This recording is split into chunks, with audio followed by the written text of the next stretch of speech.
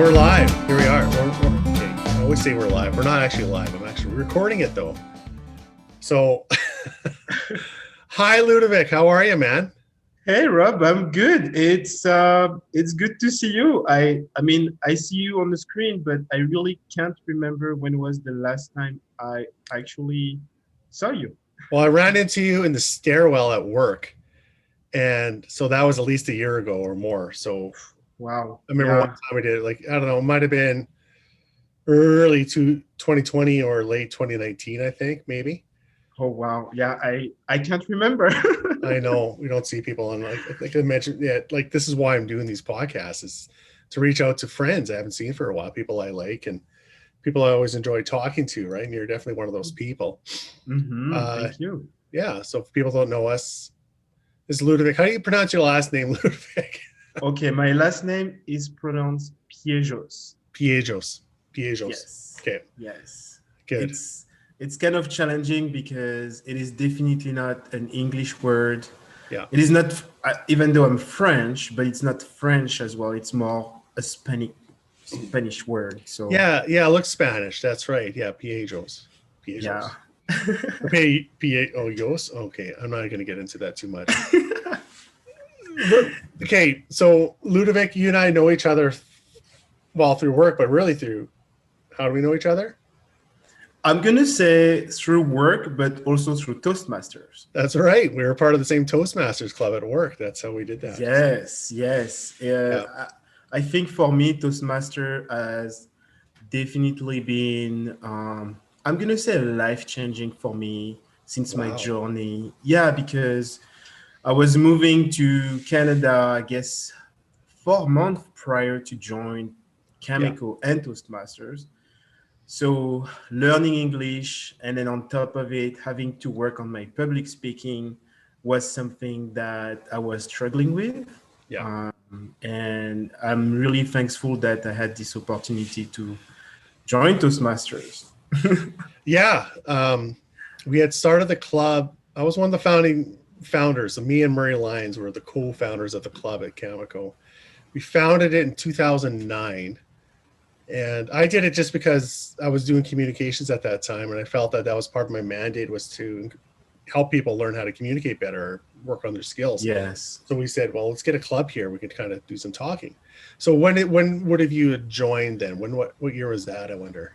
So I joined Cameco in 2012, and Oh, okay. hmm, I would say I joined a few months after that. Sure. My Yeah. my manager Doreen, she Doreen. yes, hi Yes. Doreen. Yes. She was, I mean, she was part of the Yeah. club, and then also another member, Chris Simer, who I knew from the French community. Oh, okay. Really?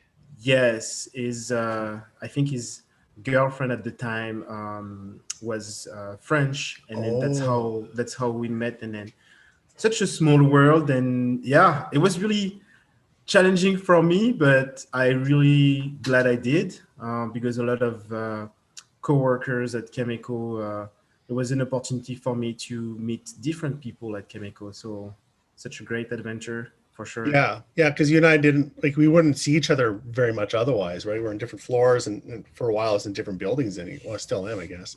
So I Yes. wouldn't see you very often. So yeah, I found that was the best part was to see all the different departments and get to know the people who became good friends of mine. Like, yeah, Doreen, she's a friend of mine, right? Even though I probably wouldn't engage with her too much at work very often, right? Just because the work that we Hmm. do, or yourself for that matter, right? I wouldn't engage with you otherwise. Exactly. Yeah, So it definitely made a big difference for me. So really thankful. Yeah. yeah. How long did you do that? Are you still in it, or are you? I think so. I'm not in it anymore. I Yeah. probably stayed for, I will say, 3 4 years. Okay. Um, and then with everything that happened with Chemical, I guess the work Yeah. took over, I guess, Yeah. the purpose and the time commitment that I could have. So I never took the opportunity to join back Toastmasters You know, Yeah. I think it just took over. I always told myself I would like to come back at some point, but definitely with the work that we've been going through, kind of took over Yeah. uh, Toastmasters. Yeah. I would probably do it again. My issue is I join clubs and then I always end up running them. Always. And I think, yeah, and it, I think I was. Okay, now that you're saying this, I recall that I was VP of something at some point, probably but I, were. but I forgot which. Well, I there's a forgot VP of which. education that helps people get through their Toastmasters programs. Yes. That might have been it. That's actually the most important job in the club, to be honest, because you're scheduling all the meetings and scheduling all the speakers and stuff, right? It's pretty Hmm. time intensive job. I was the first guy for our club, and that killed me. I did that twice. Ugh, couldn't do that anymore. So, anyways, Yeah. it was really cool, though. Yeah, you're right. Meeting all these different types of people there. Hmm. Um, remember what the very first project in Toastmasters is? Wow. I think my probably my first speech I probably will say is how I came to Canada, Yeah, all of the transition and things. I was really nervous about it, but then yeah, because I was telling my story, I think it came easily at that point. that's right. It's Uh, an icebreaker speech. That's what they call it, right? And it's just 4 to 6 yes. minutes. I remember all this. It's 4 to 6 minutes. Talk about yourself, and that's it. And Yeah. people get kind of freaked out by it, but then realize after 4 to 6 minutes, it doesn't take very long at all to be able to It, tell it, yourself. it goes by fast for sure. But it was a good, I think for me, it was a good way to also understand the culture of having a meeting with coworkers. Oh yeah, yeah, Talking about Cameco, it's a company that where coworkers have the chance to sit together around a table and share ideas. And as I would go like almost on a weekly basis to a meeting, I think being to a Toastmaster club helped me a lot because to be honest, the first 3 months I was at Chemical, I think I had like a headache every day trying to process first English and then second, like all of those meetings. It was yeah. wow. Oh, I So couldn't imagine. Yeah, I only speak the one language. I speak a lot of Babel and garbage, but I don't. Well, I only speak one official language. That's it. So it's very difficult, and also different cultures too, right? Because you're not Canadian. So where were you born? so I was born in France, suburb of Paris, and Right. and then now 9 years ago, I'm gonna say 10 years ago, after visiting a friend Yeah. in Ontario, I decided, oh, maybe if I come to Canada for a couple years, I would be able to one speak English would be great, and then go back to France with a better job opportunity in my area, which is finance. Yeah. And fortunately, um, there was a job opening at Chemical, which was just temporarily, Yeah. and it was perfect for me. 2 years, I will work here for 2 years, be bilingual, and come back to France. But Yeah. I had a permanent position offered, and I took it. And since I'm a permanent resident, so yeah, Well, we're very happy to have you here. I think we it's France's loss and Canada's gain that you're here, man. So that's pretty cool. yeah, I'm really happy. Like I think I definitely don't regret my choice. My choice. I'm really happy, and yeah, every day thankful that I'm still part of the journey with Chemical and that I met great people. So yeah. So one of the things I remember from our time together at Toastmasters, which wasn't actually very long, it's probably just maybe a year or two, Yeah. but you brought in a special treat for us. Do you recall that to our club? Oh, You brought in some delicious crepes. okay. Wow. Okay. So Yeah. crepes is definitely one of my favorite treats. And that is so funny because really early on at Chemical, I mean, I love to cook and bake. That's something that Yeah, I think you know now. we're going to talk a little bit about that. Yes. Yeah, but for me, it was an opportunity to again share part of my culture, but also gather people together. And for me, the best way is a pastry or a treat, and of course, like some chocolate, jam, something like that. Oh yeah, and now that you say that, I remember. Uh, Yeah. wow. Yeah, I think you brought some. I think there's jam or something we put on top of it, and it was really nice. But crepes are, you can't just like pour the batter onto the pan. It has to be right kind of a temperature, right kind of consistency in the batter. Yes. There's a bit of an art, or at least a technique to it. Hey, Yeah, I mean I still have all of the tools from the first time I brought the crepe. I probably have like 4 or 5 crepes crepe books. dear. Yeah, you can do a lot with crepes. That's amazing. When did you learn how to do that kind of work or cooking or It's definitely my parents. I guess okay? my parents are Caribbean, French Caribbean, and for us, cooking and baking is really something that is a family thing, meaning that every Sunday, this is the day where we would sit all together around the table and cook something. So I would, Okay.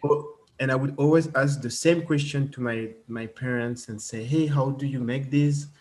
And Oh, one day they got tired. They say, "Okay, come to the kitchen," and and that's how I think that's how I got into it. And then yeah. when I was older, I started to get interested, and then I took some classes. Oh, you did? Hey.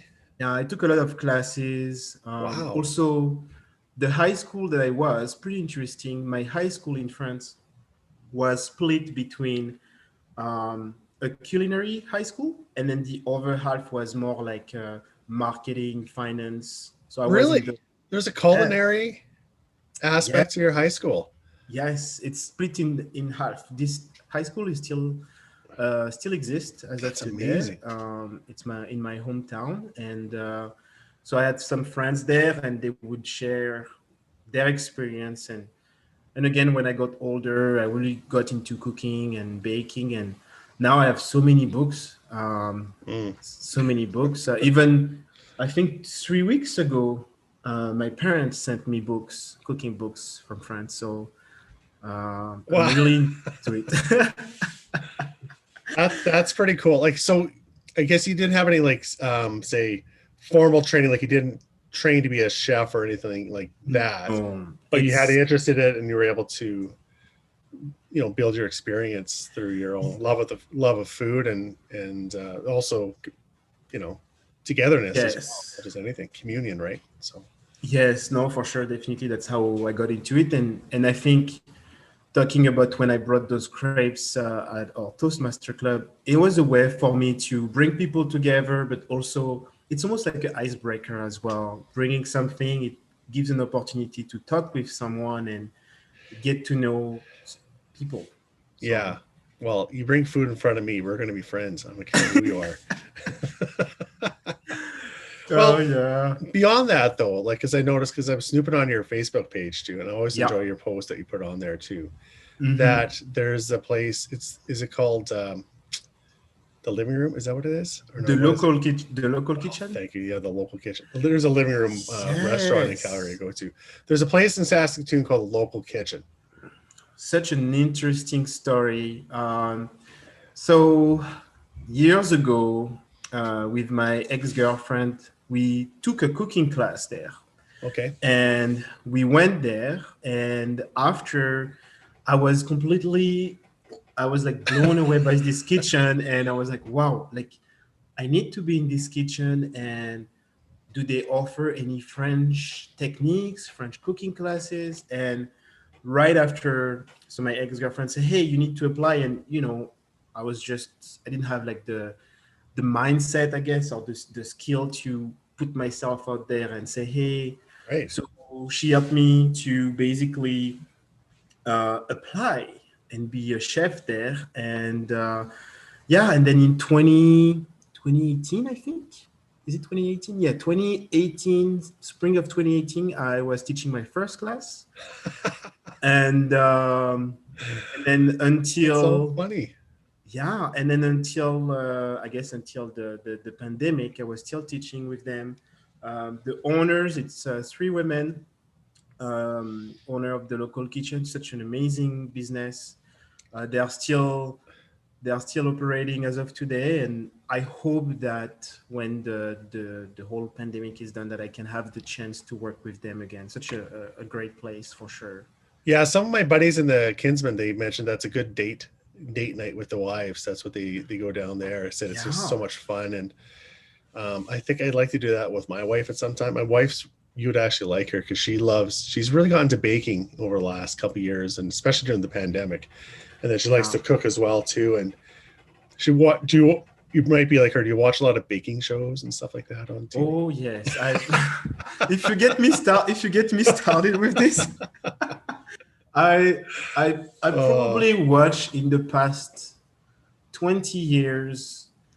Whew, I can't even name how many shows that I've watched. Probably the one that I've watched the most is probably the one with Gordon Ramsay. oh yeah, yeah, I watch all of these shows since, oh wow, since like late 90s, early yeah. 2000, Sure, yeah, yeah. and that doesn't even count the shows that I watch from the French production as well. Right. But back to the local kitchen, yes, you're Yeah. right. It's a great opportunity to. I feel it's even better than going to a restaurant because you actually participate, and even if you're an introvert, for example, I mean, like for me, like being in front of people teaching a class, it's challenging, but it is so friendly that um, at the end, by the end of the class, like the whole 12 people that they don't know each other, and at the end they're all friendly. Some they even exchange phone numbers. It's wow, it's an amazing um, So adventure. so the concept is basically you go in and there's a instructor that's there, the Yes. hosting that, and then you have a certain number of people around.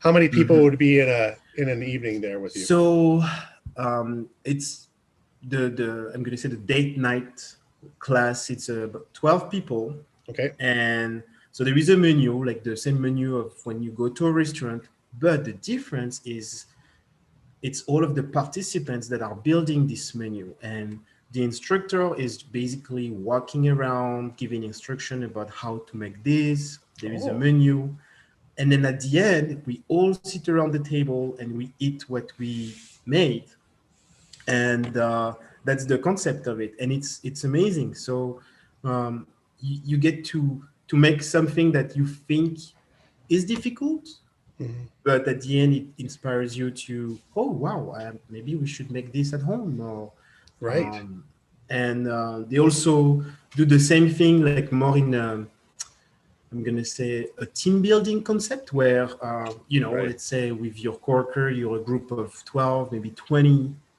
Oh, let's do this as a team building project, and Nice. Yeah. Yeah. but as of today, they are still operating but doing virtually. So Okay. Well, that's not you a bad idea though.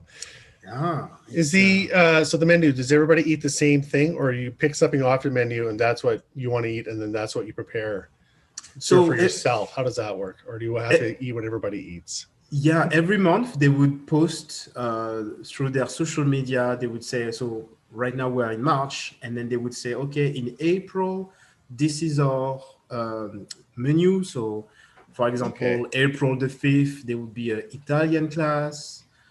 April the 13th, how to learn maybe French cooking. And then Okay. so they give different options because there are different chefs, and Okay. you can book the class online, and then basically when it's the day that you pick, you just go there, and you just go like you're going to a restaurant, but for a couple hours you just participate. And I mean, you don't have to participate, but um, Right. Sure. Yeah. you can just have your glass of wine and walk around, but Yeah. That'd be neat. naturally you just get into it, and you still do something. I had so many.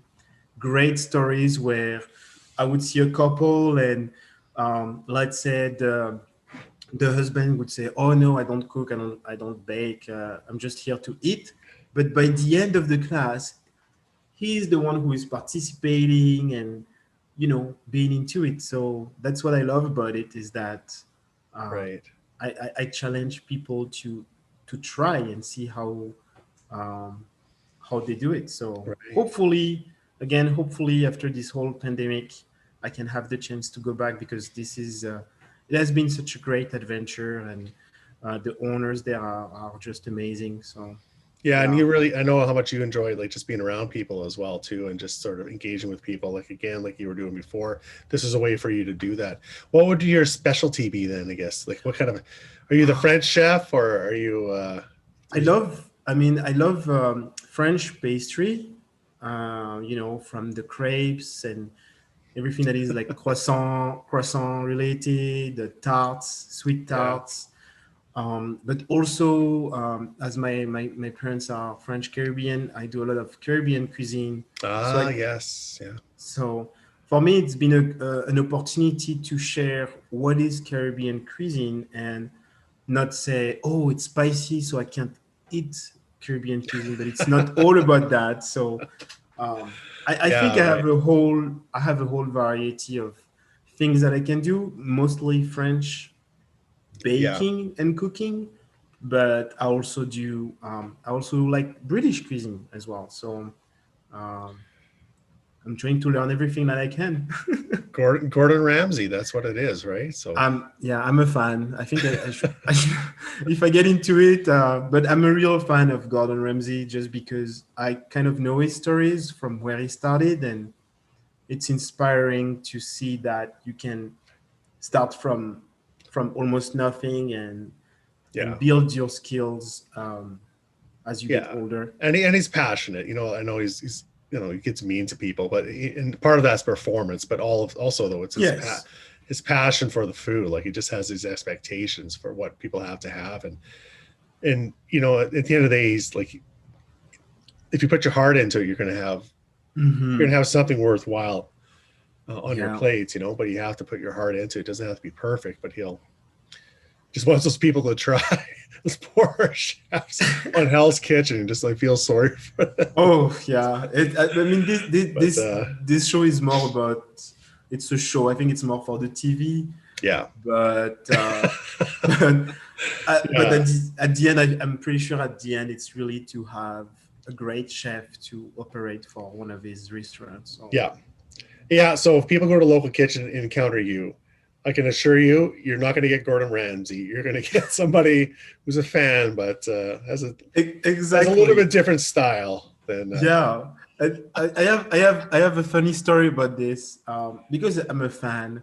Yeah. Okay. I decided one day, and I think it's more with the owners. They motivate, like give me motivation. They say, "Oh, do you think you could teach how to make the beef Wellington?" And this is like one of the most Yeah. like the one of the highest dish to make, Yeah.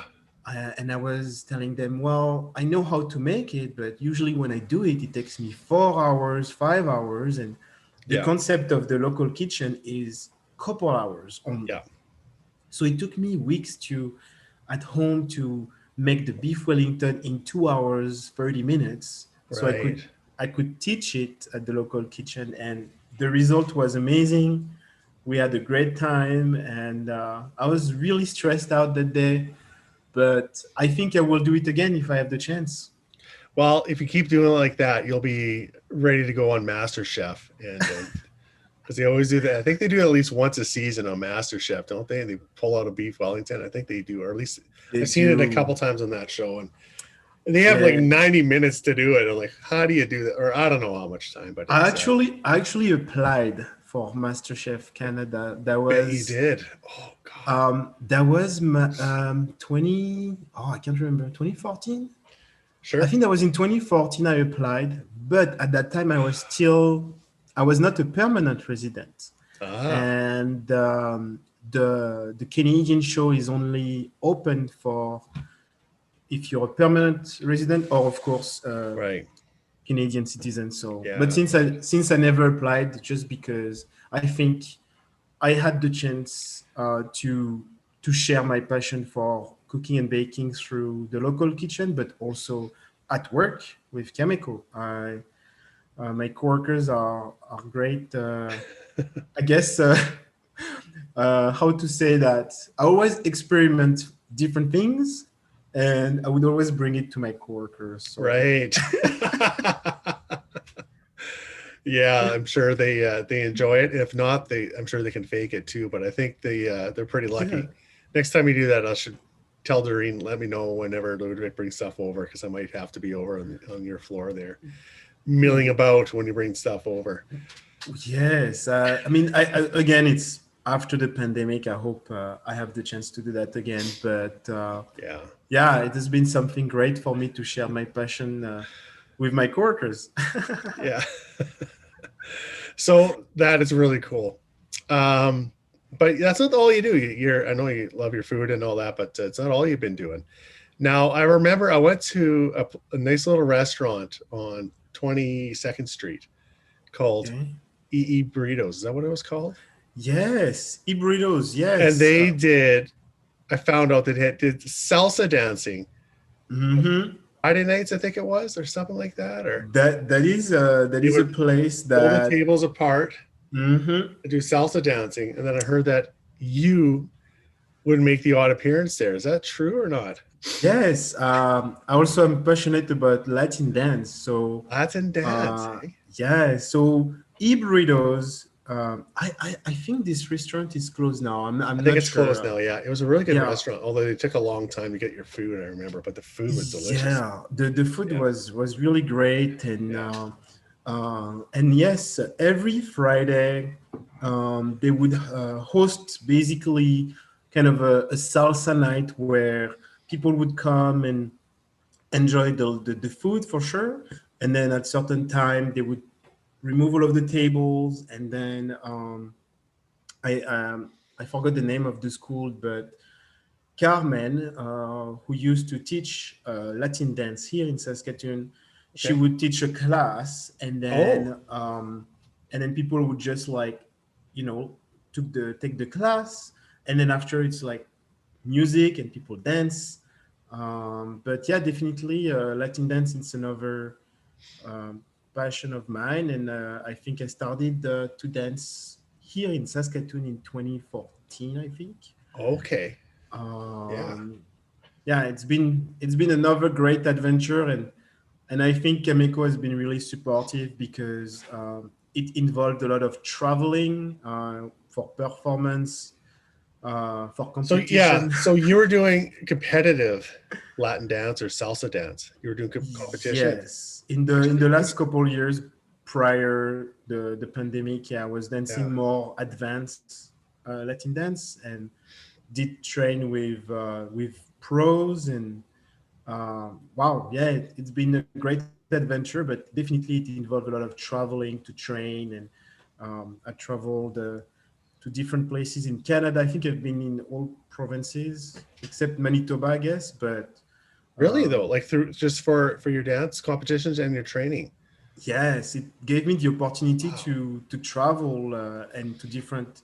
They call it Congress. It's a big event with performances, sometimes competition, workshops, and with Wow. my dance school here in Saskatoon.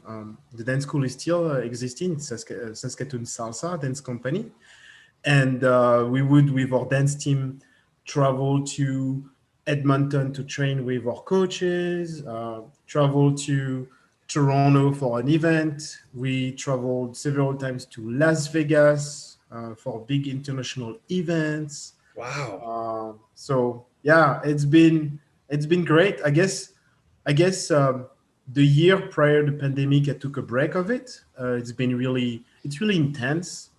I bet. Hey. uh, Yeah. it's really intense, and as I get older, my body took a. I mean, my knee told me, okay, you need a break. Um, but I don't know. We'll see. We'll see after the pandemic if I have the fire for the dance again, and see how it goes, and if I can teach too, because I've been teaching dance as well. So yeah. Yeah, that's kind of interesting. Well, I want to go talk about like competitions. Like, what would like a competition? What would that look like if you're participating in competition? You just go and do one dance, or is there like a short, Yeah. long? Or is there or So is it change? the way how in to take it short, in the world of Latin dance, every dance school, they have their teams, and then they basically learn a routine that is Okay, maybe 2 3 minutes, and this routine they are going to use it for an entire year, and they will use it to compete at different events, and they have different goals. Some they really want to go to the highest competition, which is the world Latin dance competition, but some they just want okay, to, for example, for me personally, I of course I wanted to compete, but I also enjoy just performing. I think performing, it's a way to express yourself and get out of your comfort zone, and yeah, it's almost doing, for me it's almost like doing public speaking, but I'm dancing. So it's kind of a fear that I've been, um, like, that was interesting because in parallel with Toastmaster, for example, I always compare Toastmaster with dance for me, because it's putting myself out there, and I have to express myself. So yeah. yeah. What you really should be doing is dancing while you're giving a speech. That's what you should do. A 5 to 7 minute speech. I don't know about that, but I guess I'm still struggling with public speaking. Well, it's, yeah. Well, you know what? Everybody struggles with it in some way, right? You know, for you, a lot of it has to do with the second language, is what it is for you. But you know, everybody Yes. struggles with that in some way, and that's why they do. If you remember our old CEO, the good man Jerry Grandy, you know, he was a member of our club, Oh, okay. and he was kind of our sponsor, and Hmm. he'd maybe come to a meeting every year, if that, and but for him, like he gives speeches all the time, and he said he still felt nervous giving speech, Hmm. and he could tell because he actually talked to him face to face. Um, he's like a really friendly, laid back guy, but I always found his speeches were very formal, very stiff, and you know, Yeah, very proper and very exacting. And there's a lot of pressures on when a CEO speaks. You know, I mean he it could affect the stock price, right? The way he talks. for But sure. yeah, so for you, I know, I remember it was very difficult. Although I thought you did very well. I don't know. I thought you were a very good speaker, but that's interesting though that you kind of compare that to dance though as a way to express yourself. Dance Hmm. using your body more, moving to the music. Speaking is actually about structure, how to tell a story that's meaningful, and then how to convey that in a you know there's a technique with that, but also there's an art form with that as well too. No, for sure. Because after a couple years dancing as a student, I mean, I'm still a student. I got the opportunity to teach as well. Yeah, So yeah, again, when you teach, you have a lot of students around you, and they are just looking at you, and they're like, right, "Wow, okay, I have to, I have to give them the knowledge that I got, but I have to fight all of my nervousness and make sure that I can right. speak properly with all of the techniques." And Yeah, so it was an interesting adventure, and I also even got the chance to co-direct a dance routine as well. So like wow, I think this one was also a challenge for me, because I had to learn a routine from two pros, and then take this routine and give it to our students here in right. Saskatoon. It was a great adventure, really really exhausting mentally, but a good experience. Yeah, what a wonderful experience that must have been. Gee whiz, that's great. Yeah, and then so COVID aside, would you and your knees aside, are you going to continue doing that, or are you just sort of taking a break from that because the wear and tear puts on you? I think physically, definitely, it's been really hard physically. I never thought that dancing in a higher advanced level would really be hard on the body. Yeah, So as of today, I don't think about it. Like, I don't think about whether or not I will join dance again. I just try to I just try to go through this pandemic phase and try to take care of myself and try to stay active, and I guess try to stay mentally motivated, because I guess that's the hardest part, is to stay mentally motivated Yeah. with the whole thing, for Yeah. sure. Well, well, you're still staying active. I know that.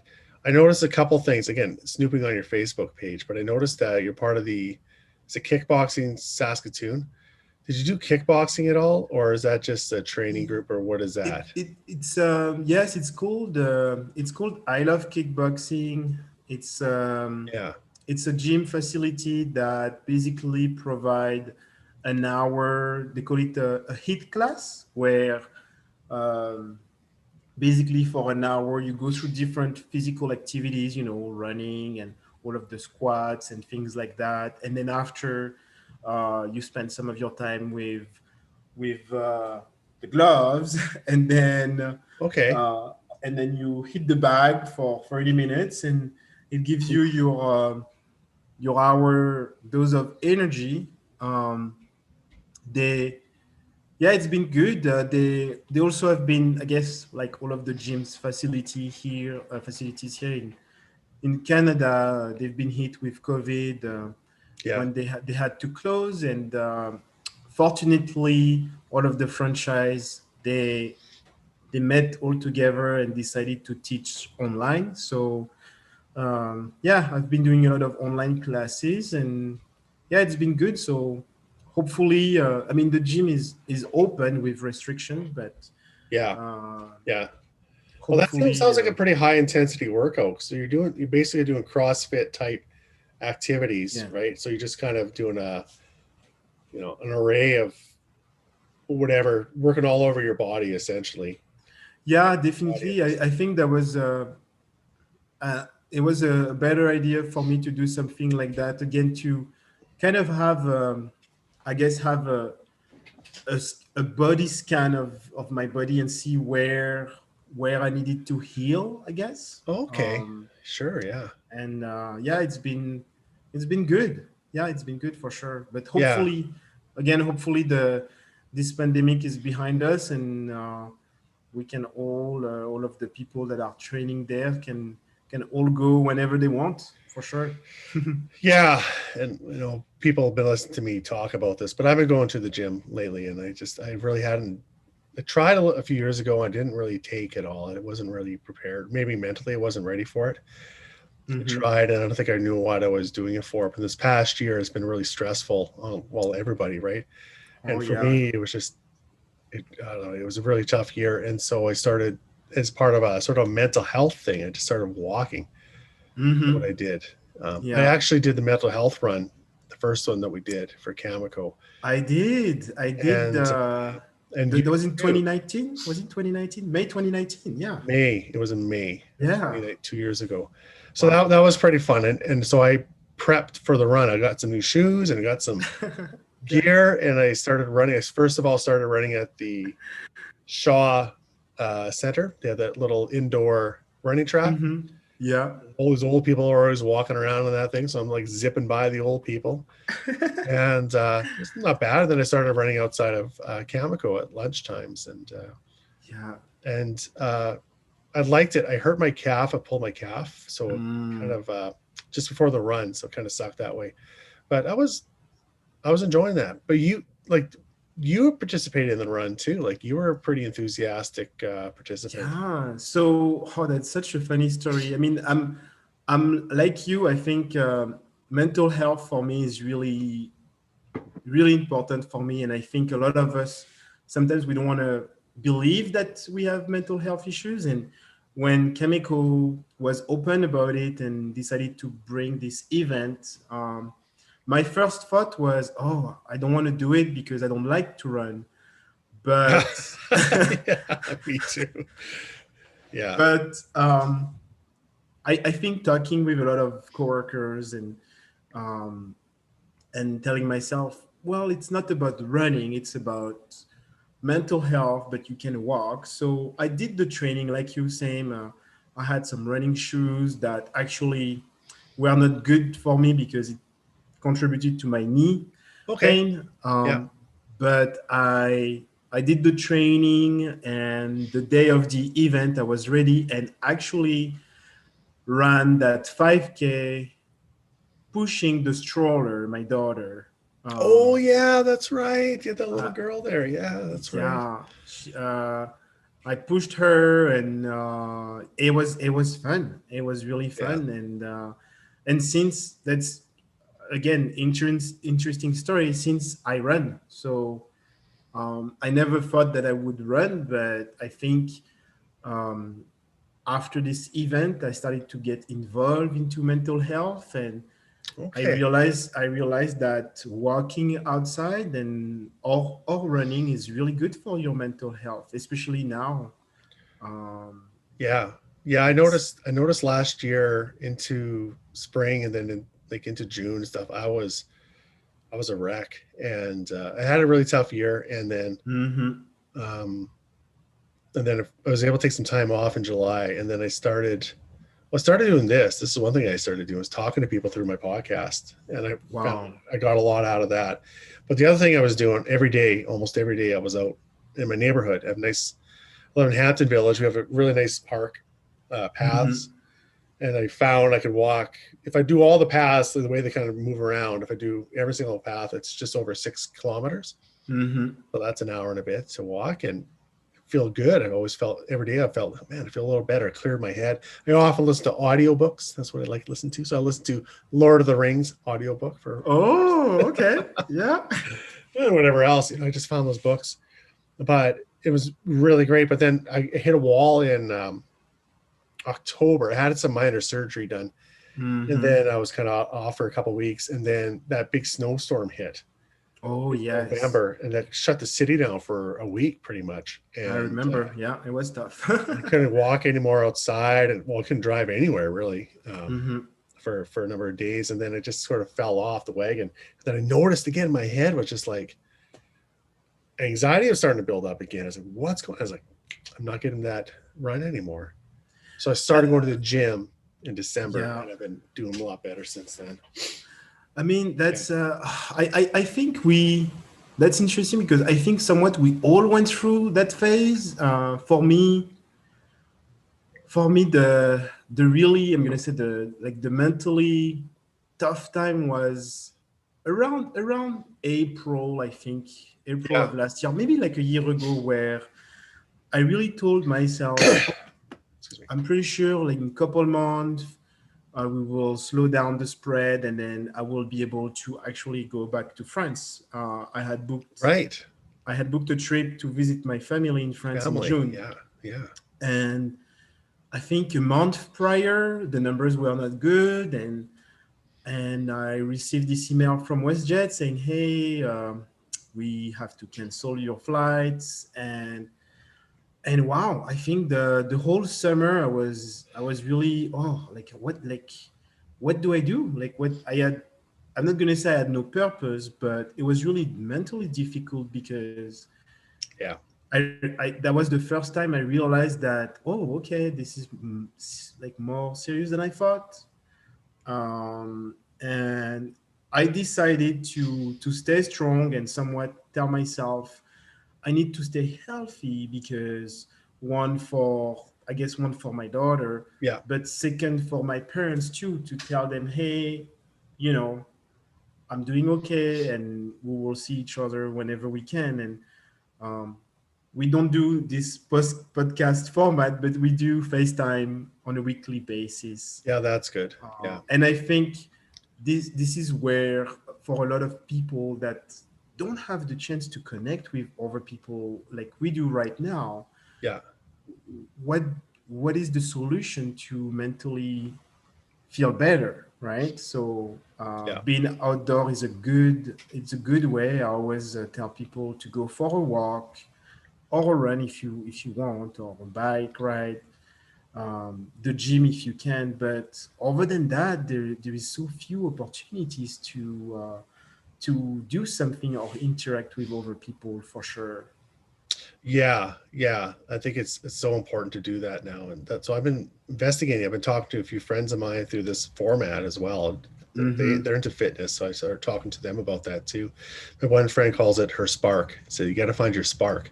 So when I Yes. first started going to the gym, I don't think I had that spark, but now it's like, no, I have a spark. It's Mhm. got to keep my head on straight a little bit, and be able to get those natural juices flowing when you're exercising. That you feel Yes. better afterwards, even if you're kind of sore and tired. Yes. But yeah, and I'm not sure if I'm a runner, but I'm running. Are you running every day, or how often would you run? Um, I mean, I, I consider myself. That's an interesting question because I started to run after the mental health event, right? Step yeah. up for mental health. I had some anxiety about it because as I was running and I guess training, Hmm. and I got myself into a group of training group Oh yeah. brought up brought up by Brain Sports, Yeah.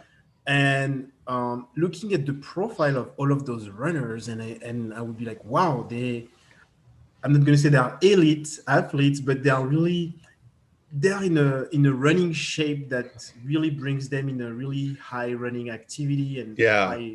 high mileage. So I had a lot of anxiety about, okay, Mm, do I fit there? Can I still run? And because I run yeah. on my own most of the time, Yeah. it took me a couple months to realize that it's okay to run the way I want, and now I just run because I for my mental health is good. I don't uh, I don't think too much about time things like that. Yeah. But I do train for always a greater distance than the one I did last year. So Oh. step up, I think we did the first event that was 5K that I did, Yeah. and then last year I did the 10K. Yes, Okay. Yeah. Yeah. the virtual 10K. Right.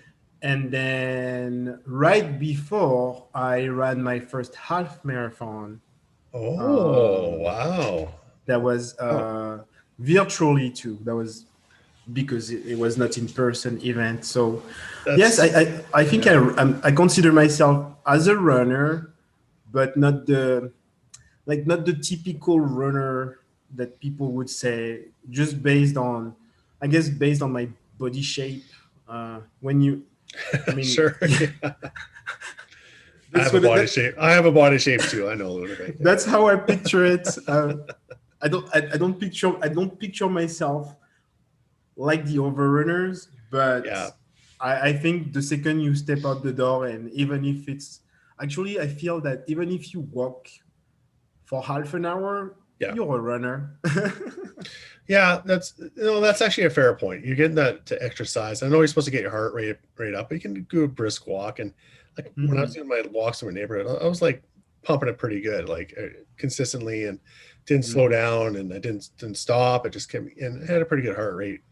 Had a little bit of sweat going, although now I'm sweating more in the gym when I'm running on the treadmill with my stupid mask on. But my goal here is trying to do 5K and straight 5K Mhm. by mid May. I'm Nice. should be. I think I'm able to do it. I'm just kind of where I'm at and just sort of extending my running versus walking kind of periods there, and rest Mhm. periods or whatever. So I'm just. I think I could do it. I don't know. That's my goal. And then, and I was kind of looking at the mental health, the step up for mental health run, because I think they're going to have it. I'm not sure. And I was Oh thinking, well, if they don't yeah. do it, they do it then maybe they'll do it in September, because last year they did it in September. They pushed it In back. September. Yeah. So if they so my goal is like, well, if they do it in September, maybe I'll do 10K. So maybe that's Yeah. here now. If I can get the 5K in May, Mhm. once you can do 5K, you can do 10K. It's actually not once you can Well, kind of get those nice little extents running for a little while, and then all of a sudden the drugs kick in, and because you start feeling better when you run after a yeah, for while. sure. I'm not trying to do promotion here, but I want it. when I think about running and the step up, it's an interesting story because I mean, I guess working around it at Cameco and being in the running community, the Step Up event organized by Cameco and with all of the partners, it's been really popular in the city. And I guess, of course, because promoting mental health, but also because the end result of it is that it helps support over mental health projects, right, in Saskatchewan. And I guess it's an event that really, I don't know, I think seeing the running community, wow, they when they see this event coming up, wow, they massively sign up. So Yeah, uh, it was so funny because when they were talking about, I think they had like 2,000 spots or something like that. It said, well, we don't know wow. how many we're going to have. And like, we didn't know. Like, and talking to Jonathan about that. And then all of a sudden he's like, man, we could have had twice as many people than we did. Oh yeah, for We had sure. no idea how big this was going to be. And Yeah. because again, it hits the two things. It's a part about, it ties physical fitness to the importance of mental health. And Hmm. I think people realize it. And now, if they didn't realize it before, they definitely know that now after COVID, the Oh importance of yeah. mental health, and then tying that to a good activity. So I give Hmm. kudos. Like, I thought that was a smart idea with when Cameco said we want to kind of give back. How do we want to give back? Hmm. That was a hell of. They knocked it out of the park. I thought it was such a smart idea. So Oh yeah, yeah. it's And, kind of cool and because we yeah, get dibs. We get the dibs too. We actually get in first, and then the rest of the yeah, public has to, because we get to work there. We get to get in first. So yeah. it should be. For sure, for sure. Yeah, no, it was great, and yeah, hopefully, yeah, you're right. Like hopefully, in September or in the fall, they can have an in-person event. I do Yeah. believe that it's possible, but Yeah, I'm not sure what they're doing there. I know they have a plan, but I'm not sure. And that's a problem by not being in the office at all. Because normally I would just walk by their office and say, "Hey, what's going on?" mhm, But they're not there, right? I guess I could Teams the people if I wanted to, but I yeah, haven't done that yet. So I've been really, uh, I've been wanting to ask what's going on with this event, but at the same time, working in finance, I know that whenever they decide what will happen, I'll see it. mm, But again, with all of the pandemic, I think um, it's hard to predict what to do with it because it involves a lot of booking. I guess like if it has to go in person, they have to look at the route and working yeah, with the city. Uh, how many yeah, people is it? Is it 2,000? Is it 4,000? Is it five? yeah, yeah, Or do they do it virtually? And then if the province is changing the level of the pandemic situation, they can yeah. change it. So Yeah, it's and the one thing you don't want to do with a mental health run is to increase anxiety of the runners. So yeah, that's another thing for sure. They don't want to bring an event and then you have 4,000 people wondering, oh, yeah. what should I do here? Well, I don't know. Yeah, I don't know. People can be freaked out when next time they go into a crowd full of people. I don't know. Like, are people going to be able to do that or not? For me, I'm like, whatever. Just throw me in the crowd, stick the needle in my arm, and I'm ready to go. Basically, at this point, that's what I'm I'm the doing. same. I've really been wanted to I mean take that vaccine and be like, like, yeah, Yeah, I'm just ready uh, to see the people again, and I guess see my coworkers as well. You mentioned the gym, and the gym is a space where you're wearing your mask, but at the same time you're away from other people and you don't have a lot of contacts. I haven't been a yeah, lot in my gym, but when I go, it's basically you have your space and you don't have basically time to communicate or interact, right? You have to think all about yeah, yeah, the protocol and so you get your physical activity for a mental health purpose, but the social aspect yeah, uh, you don't have all of it. So hopefully that vaccine rollout, I guess, will help to yeah, change the situation with that. yeah. Um, And for your sake, I hope you get a chance to get to France somehow, like as quick as you can, man. It's oh, too that's long for you. I know that, and you got a good relationship with your folks and your family there. So yeah, it's I guess I'm always fortunate from I'm always fortunate to live where I live right now, because in Saskatchewan, I think when I look at situation in other countries and France, for example, I can't even imagine. I mean, I do because I talk with my family. The situation is probably like 4 times worse than it is Mm, here, yeah. and despite that, here we are really worried about the situation. But I think I'm a positive person. I try to always stay positive. And Yeah. when I look at the situation in Saskatchewan, I always feel that, oh, in 1 month things will get better. And then I look at France and I'm like, oh wow, they are far behind, and they are they are Yeah. not out of it yet. And yeah, I think they have like a really strict lockdown. They have to be home by 6 p.m. Oh, jeez. Um, Yeah. Christ. restaurants have not been opened at all since. Whew, Holy cow. oh yeah, they've been only doing takeout. They don't. Wow, I think since Jeez. I don't know. I think at least like 10 months, like 10 months ago. And restaurants and cafes are a French institution too, right? Like that's such a Yeah, huge part of the core it part of the is. culture, right? It is the culture for sure. Like yeah, we were talking about cooking and baking earlier. It's the whole culture of France. That's the base, and Yeah.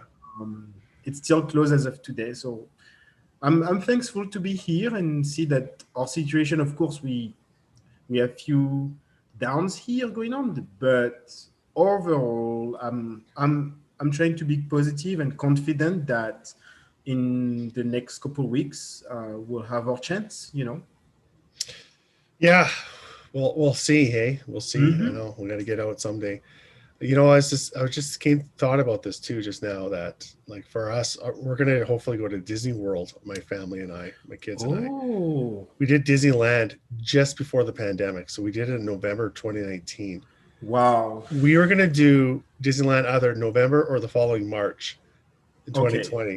We decided to go in November. If we had done it in March, we wouldn't have gone to I Disneyland. mean, no, for sure. I mean, We would have been I, stuck down there or something, right? exactly. It would have been So a struggle to come back to Canada. so now we're planning a trip. We're going to hopefully next year we're going to try to go to Disney World. But what Hmm. I heard though, they're putting up a Ratatouille uh, Oh. exhibit there or a ride or something like that. You know that wonderful show Ratatouille. Yes, yes, Of yes. course you do. One of my favorite show. So I thought that might interest you too. So if you can't go to France, maybe you can go to Disney World and go on Yeah. the Ratatouille ride or whatever they're doing there. I think they're gonna Wow. have like a lot of like really nice restaurants and stuff like that, as well as sort of a Hmm. theme of I don't Yeah, know how they're gonna do that, but anyways, that might interest you too. So maybe you for could sure. take your daughter down there in a few years. I think the situation in the US is. I was talking to a friend that lives in Miami, and I mean, I'm not saying that they are not in a pandemic, but they, I guess they have like they are feeling a bit better. That's what I'm Yeah. picturing. But yeah, I'm pretty. I mean, I'm confident. I'm positive that by next year, you can plan your trip, and Yeah, I think we're gonna try. I think we're gonna yeah, try. Yeah. I think personally, I will aim for Disneyland in Paris first. Oh yeah, of course. Yeah. And hopefully, hopefully in few years, who knows, definitely Disney World would be a Yeah. great adventure. Not only, I mean, of course, kids, this is their dream, but as an adult, it's still a great experience. Yeah. So yeah. Well, I just one more thing. I just had a visit today with a friend of mine. She has terminal cancer, so Mm. she's not doing very well, but her spirits are still up, and Mm-hmm. um, she's. I talked to her. Like it just came upon her very quickly, Mm-hmm. and that sort of thing. She looks fine actually, but she said her blood isn't doing very well. So Wow, but wow. anyways, but she mentioned though, like how she was gonna do some traveling and she didn't do it, and she said Mm-hmm. that's one thing she really regrets is because then last year she was stuck in COVID and she could have gone someplace before that. She never did. So I'm now thinking, all right, so if I have a chance to go somewhere, I'm going to take it now as soon as I can at I mean, this yeah, point, and hope you get a chance to do the same mhm, and see for your family. sure. I think this COVID situation made us realize that, oh wow, we lost 2 years of our lives, and Yeah, we might regret things that we were thinking, oh, it's okay, I'll do it in a few years. And yeah, um, I, for me personally, when we talk about this, both my parents and my sister, they, as of today, as of last week, they were tested positive to COVID. So oh goodness. uh, I was I was thinking, oh, okay, they are physically doing okay, so I think they should fight this okay. Um, my dad didn't have any symptoms at all, Hmm. and my mom had like more, I'm gonna say, medium symptoms, so she had to go to the hospital and Okay. back home. My sister had like lower symptoms, but this situation made me again realize, wow, like when we Yeah, think about priorities in life and traveling or things that we just tell ourselves, oh, you know, I'll do it in 10 years or I'll do it in yeah, 5 years. Sometimes I mean, I'm pretty sure this pandemic situation made us realize I have the dream to do this. Okay, let's put yeah, the energy, I guess, and the mindset, and let's do it. So I guess for me, the priority is okay. When I can, yeah. I'll travel back to France and not tell myself, oh, I'll just go in 2 years and do phone call and FaceTime. So Yeah. Well, honestly, if anybody's going to do it, I think it'll be you. I think Ludovic, you always had a good joie de vivre, as yeah. the French say. Hmm. But you seem to make the most out of your time and try to find new adventures and challenges for yourself too, even when you're apprehensive Yeah. taking them up. And I think Hmm. for me, that's always been such an inspiration to see you do all these really crazy things. And it reminds me, good, I can talk to you about these kind of things because I feel Yeah. pretty nervous about doing some of the things that I'm doing too. But it really, I like seeing you do all that kind of stuff. I like when you share those Hmm. photos to everybody. I think it's very inspiring. So thank you for that. I think part of it is so two things. I think like your way, like the podcast, I would never personally like think about this, but for me, trying to share positive things through social media, for me, it's a way to first of all communicate to my family because I have a lot of Right.